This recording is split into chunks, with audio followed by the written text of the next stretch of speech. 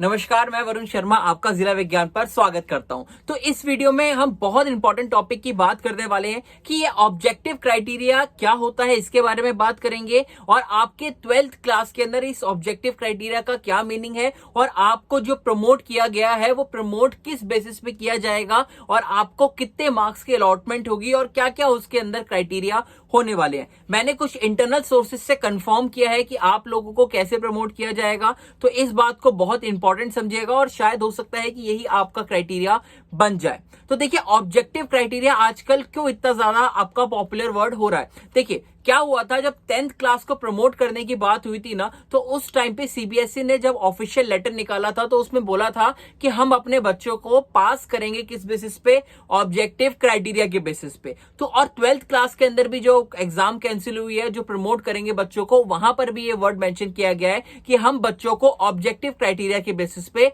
आपका प्रमोट करेंगे। तो पहले इस वर्ड को बहुत ध्यान से समझिएगा कि ऑब्जेक्टिव क्राइटेरिया होता क्या है। देखिए, आप क्या कर रहे हैं ना, ऑब्जेक्टिव क्राइटेरिया का मतलब क्या है कि जहां पर आप और दूसरी सामने वाली पार्टी दोनों आपके म्यूचुअली एक एग्रीमेंट पे आती हैं। देखिए, हर सिचुएशन में क्या होता था ना कि सीबीएसई एक रिजिड और फर्म इंस्टीट्यूशन की तरह एक्ट करती थी। मतलब जो उसने डिसीजन बोल दिया वो डिसीजन फुल एंड फाइनल है, आप उसके अंदर जाके सिर्फ कोर्ट में चैलेंज कर सकते हो। बाकी उसके अंदर सीबीएसई उस आपके जो डिसीजन ले लिया है उसको विड्रॉ नहीं करती थी। बट अब क्या होने वाला है ना, जब ये 12th क्लास के बच्चों की सिचुएशन आ गई है और जो 10th क्लास की थी, तो दोनों के अंदर यही है कि सीबीएसई अब आपकी एक बहुत पोलाइट इंस्टीट्यूशन की तरह काम करने वाली है। मतलब वो जो चीज डिसाइड करेगी, जो ऑब्जेक्टिव मैनर होगा या ऑब्जेक्टिव क्राइटेरिया होगा, वो आप लोगों के पक्ष में ही होने वाला है। इसको एक छोटे से एग्जांपल से समझते हैं कि मान लीजिए कि एक गाड़ी है, एक गाड़ी मैं बेचना चाह रहा हूं और आप खरीदने वाले हैं। ठीक है, अगर मैं गाड़ी अपनी बेचना चाह रहा हूं और मुझे पता है कि आपको खरीदनी है वो गाड़ी, तो मैं क्या कहूंगा कि मैं आपको गाड़ी की सर्विस करा के दूंगा, मैं गाड़ी के अंदर नए टायर लगा के दूंगा, जिससे आप लोग खुशी खुशी उस गाड़ी को ले लें। ऐसे ही आप मान सकते हैं कि जो सीबीएसई है वो क्या कर रही है, आपको गाड़ी बेचना चाह रही है और आपका नुकसान उसमें बिल्कुल भी नहीं देखेगी। तो इसके अंदर बच्चों को ऑप्शन दिया जाएगा कि अगर जो बच्चे प्रमोट हो जाते हैं और उन्हें लगता है कि भैया हमें मार्क्स अच्छे नहीं मिले हैं और इससे ज्यादा हम अच्छा स्कोर कर सकते थे, तो उनको क्या ऑप्शन दिया जाएगा कि जैसे ही सिचुएशन आपकी नॉर्मल हो जाए तो भैया आप एग्जाम सेंटर पे आके अपना एग्जाम दे दो और जो आपके मार्क्स आएंगे उसको हम कंसिडर कर लेंगे। अब बात उठती है कि ऑब्जेक्टिव क्राइटेरिया का आपका क्या रोल होने वाला है, यानी आपको कैसे प्रमोट करेंगे। देखिए, होने क्या वाला है ना, आपके 2 साल के एग्जाम निकाले जाएंगे, यानी आपके 9th 11th और शायद आपके 10th को भी इंक्लूड किया जाए। तो इन 3 सालों का क्या किया जाएगा, आपका एवरेज निकाला जाएगा। और जो 12th के अंदर आपने पूरे साल जो पढ़ाई की है, नहीं, आप काफी बच्चे कंफ्यूज हो रहे हैं कि भैया मेरे तो प्री बोर्ड में बहुत कम मार्क्स आए थे, क्या प्री बोर्ड के बेसिस पे ही सारा काम हो जाएगा और तो मुझे तो बहुत कम मार्क्स मिलेंगे।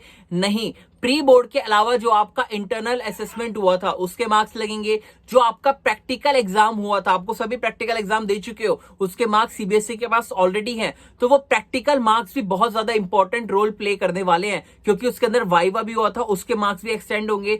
जो आपने फर्स्ट PT1 दिया था उसके मार्क्स भी लगेंगे और आपके पिछले 3 साल जो जितने भी एग्जाम हुए हैं उनके बेसिस पे आपको क्या किया जाएगा, पास किया जाएगा। अब जैसे 3 साल के अंदर देखिए, जैसे अगर 11th की बात करें तो आपका मेन सब्जेक्ट केमिस्ट्री था, फिजिक्स था और मैथ्स था। अगर मैं साइंस वाले बच्चों की बात करूं तो उनको कंसिडर किया जाएगा। 10th क्लास के अंदर आपका साइंस हो गया, मैथ्स हो गया, सोशल साइंस हो गया, तो उनको कंसिडर कर सकते हैं। यानी जिस सब्जेक्ट के अंदर आपके ज्यादा मार्क्स होंगे ना, उसी सब्जेक्ट को वो क्या करेंगे, कंसिडर करेंगे और उसी बेसिस पे आपको वहां पे मार्क्स देने वाले हैं। तो यही मतलब आपका ऑब्जेक्टिव क्राइटेरिया का निकल कर आता है। जो एग्जैक्ट पिक्चर है वो आपकी 1 से 2 दिन के अंदर क्लियर हो जाएगी। सीबीएसई जरूर आपका वो करिकुलम रिलीज कर देगी, जिससे आपके जो जितने भी स्कूल के टीचर्स हैं वो क्या करेंगे, आपका रिजल्ट बनाना प्रिपेयर कर देंगे और एक डेडलाइन आपको यहां पर दे दी जाएगी। अब कुछ क्वेश्चन उठते हैं, जैसे असम हो गया, नॉर्थ ईस्ट हो गया, तो वहां पर एग्जाम कैंसिल नहीं हुआ है। आई कैन गारंटी 100% वहां पर भी आपके एग्जाम कैंसिल होने वाले हैं। एग्जाम नहीं होंगे इस बार 12th वालों के लिए।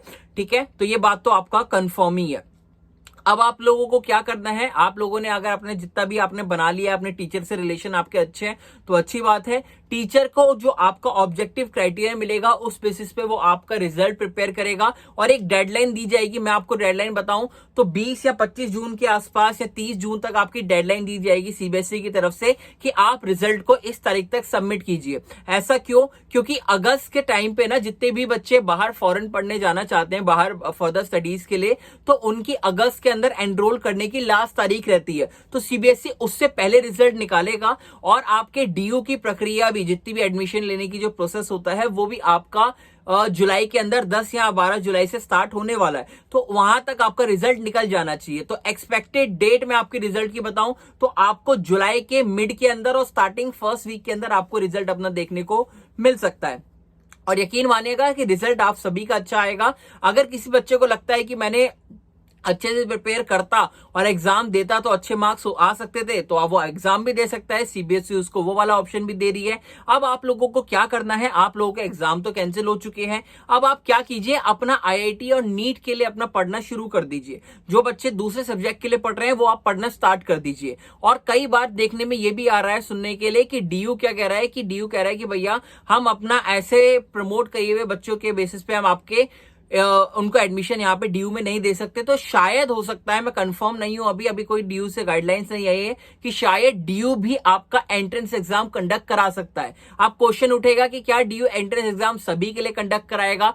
तो नहीं, डीयू आपका सभी के लिए एंट्रेंस एग्जाम कंडक्ट नहीं करा सकता। जैसे बीएससी के कोर्सेज हो गए, इनके लिए एंट्रेंस एग्जाम कंडक्ट नहीं होगा। बाकी जितने एमकॉम हो, बीकॉम हो गया, उसके लिए शायद कंडक्ट ना हो, बट बीबीए और जो आपके बाकी सब्जेक्ट्स होते हैं तो उनके लिए एंट्रेंस आपका शायद कंडक्ट हो सकता है। तो ये कुछ इंफॉर्मेशन थी जो मुझे आपको देनी थी। आप लोगों ने सारी आई होप ऑब्जेक्टिव क्राइटेरिया के बारे में जान लिए होंगे। अगर समराइज करूं तो ऑब्जेक्टिव क्राइटेरिया के अंदर आपका ही बेनिफिट होगा। सीबीएसई आपको नुकसान में बिल्कुल भी रखने नहीं देगी, क्योंकि आप सोचिए कि अगर सरकार ने आपको प्रमोट करा है तो सीबीएसई के ऊपर बहुत बड़ा दायित्व बनता है कि वो बच्चों को अच्छे मार्क्स देके और उनके परफॉर्मेंस के बेसिस पे निकाले। क्योंकि अगर बच्चों को मार्क्स कम दिए गए तो वहां पे क्या होगा, वो बच्चे फिर दोबारा प्रोटेस्ट करेंगे, फिर सरकार की खामखा वो आपका क्या करेंगे, क्रिटिसाइज करेंगे और उनको वहां पर हर्जाना भुगतना पड़ सकता है गवर्नमेंट को।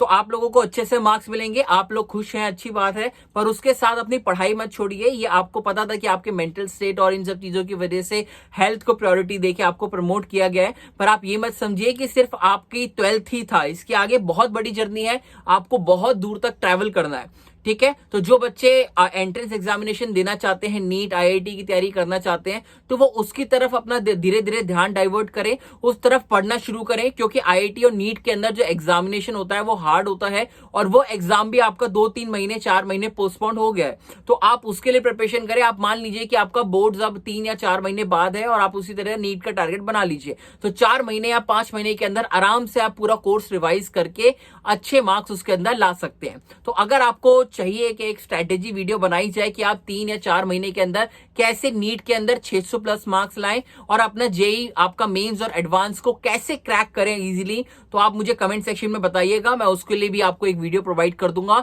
और अगर कोई भी डाउट आपका रह जाता है तो वो भी आप नीचे कमेंट सेक्शन में बता सकते हैं, वो भी मैं आपका पर्सनली सॉल्व कर दूंगा। तो आई होप ये वीडियो आपको इन्फॉर्मेटिव लगी होगी और आपको ऑब्जेक्टिव क्राइटेरिया के बारे में सारी इंफॉर्मेशन समझ में आ गई होगी। अगली क्लास के अंदर मैं आपको कुछ और नई चीजों के साथ मिलूंगा। अगर आपको ये वीडियो पसंद आई है तो प्लीज अपने दोस्तों के साथ ज्यादा से ज्यादा शेयर कीजिए और जाने से पहले इस वीडियो को लाइक कीजिएगा और कौन सा पोर्शन आपको अच्छा लगा वो कमेंट सेक्शन में बताना मत भूलिएगा। तो I will see you in the next class. Till then take care, bye bye.